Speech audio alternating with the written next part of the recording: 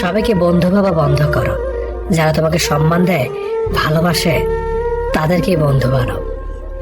যে ছেলেটা তোমাকে পাওয়ার জন্য অল্প বয়সে চাকরির জন্য দৌড়ায়, সে কখনো তোমার প্রাক্তন হওয়ার যোগ্যতা রাখে না।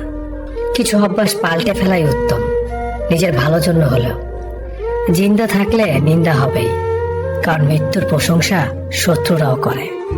আজ যা নেই, একদিন সব পাবে, শুধু প্রয়োজন ধৈর্যের। লড়াই যখন আপন মানুষদের সাথে হয়, তখন সেখান থেকে সরে আসেই ভালো। যত বেশি বেশি আশা করবে, তত বেশি বেশি কষ্ট পাবে। এটা যেন বারবার সেই একই ভুল করি। প্রেম করে বিয়ে করেও মানুষ শান্তিতে থাকতে পারে না, যদি না তাদের মধ্যে সমঝোতা, বিশ্বাস, ভরসা এবং সম্মান না থাকে। খুব কষ্ট হয় তখন যখন কাছের মানুষগুলো অন্যের কথা শুনে ভুলে যায়। সুন্দর দেখতে হলেই সুন্দর মানুষ হওয়া যায় না, তার জন্য একটা সুন্দর মনের প্রয়োজন হয়।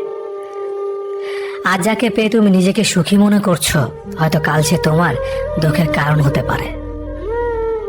জীবনের সবচেয়ে দুঃখ কোনটা জানো? মায়ের চোখের পানি। জীবনের সবচেয়ে মূল্যবান সম্পদ হলো মায়ের ভালোবাসা। নিজে ভালো থাকলেই ভালো, কে কি করলো তাতে কান না দেওয়াটাই ভালো। মনে রাখবেন, যে কথায় আছে, নিজে ভালো তো জগৎ ভালো। একটু ভরসা পেলে সাধারণ মানুষও অসাধারণ কাজ করতে পারে। শুধু প্রয়োজন একটু বিশ্বাস আর ভালোবাসা।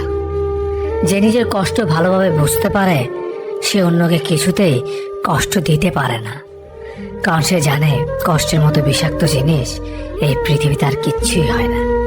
একটা পচা আলো অনেকগুলো ভালো আলোকে নষ্ট করে দেয়, তেমনি একটা খারাপ মানুষ একাধিক ভালো মানুষের জীবন নষ্ট করে দেয়। সম্পর্ক যত গভীর হবে, আঘাত তত বড় হবে। ছেলেরা সাধারণ নিজেদের কষ্টগুলোকে কারো কাছে বলে বেড়ায় না।